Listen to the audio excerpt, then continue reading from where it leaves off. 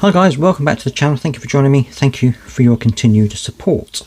So myself, when I was at school, I was a special educational needs child. I had to go through I had to do a statement and all that kind of stuff. My mother had to give evidence to say why I needed to have a special educational needs school, which I did go to for a couple of years because I struggled in mainstream school.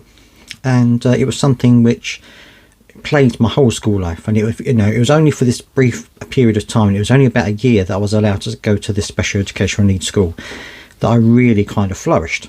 So, having seen how this has progressed over the last few years, especially with more children getting into special educational needs, more children being, getting the diagnosis of needing special, adaptations or different types of support in schools, I've actually found it really, really good that lots of more children are getting the help that they need. However, that is now starting to unravel a little bit because lots of mainstream schools are saying that that special educational needs departments or SEND departments are causing a huge black hole in their funding, even though the government has put money into schools for this. And the Labour Party have said that they're going to take the money that they get for the VAT on private schools to put into public schools, which will hopefully help the situation out a little bit. But I had a thought, and I know that there are some people who don't want their children to go to a special educational needs school because they don't want them to feel different or they don't want them to be treated differently, and I completely understand that. But I'm just wondering whether, even though you have special educational needs departments in mainstream schools now, is that good enough for these children? Are they getting the support that they need?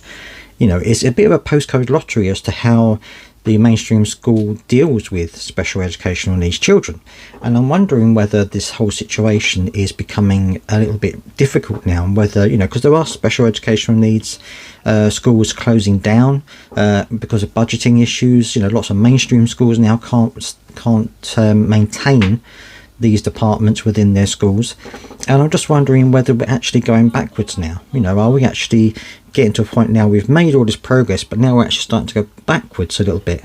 Are we starting to now fail these children? Are we letting them down by not giving them the support that they need when they need it? And I think that this is a very very important topic because lots of children need that support at school level so that they can then build their confidence to go on to do more.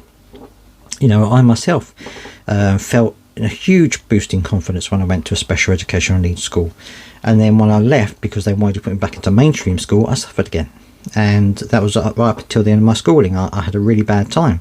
So I can understand why parents might not want children to go into these special educational needs schools, but I think there is a place for them, and I think that it can be a really good place for children who lack confidence and have difficulties coping in a mainstream school. So do SEND departments in mainstream schools actually work? I'd love to hear your thoughts down in the comment section. If you have children who have got special educational needs, have you found that mainstream schools can actually cope with them? Can they actually deal with their needs effectively? Or do you think that their needs would be better met by going to a school that's dedicated to special educational needs? I'd love to hear your thoughts on this down in the comment section. I hope you've had a good Christmas, and now we're whisking our way towards the new year.